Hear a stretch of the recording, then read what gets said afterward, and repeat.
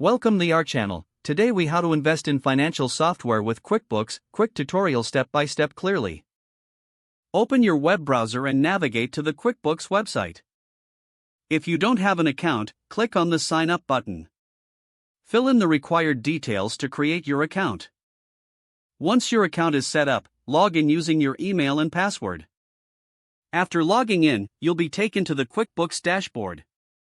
Familiarize yourself with the layout and available features.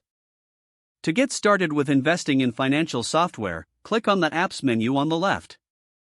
Use the search bar to find specific financial apps that integrate with QuickBooks.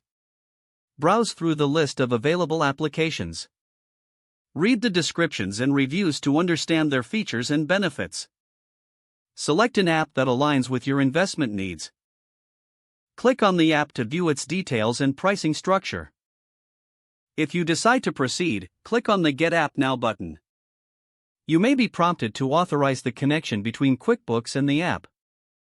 Follow the on-screen instructions to complete the authorization process. Once authorized, return to your QuickBooks dashboard. Navigate to the Reports section to analyze your financial data. Use the app's features to enhance your financial tracking and management. Take advantage of QuickBooks tutorials to learn how to maximize the software's utility.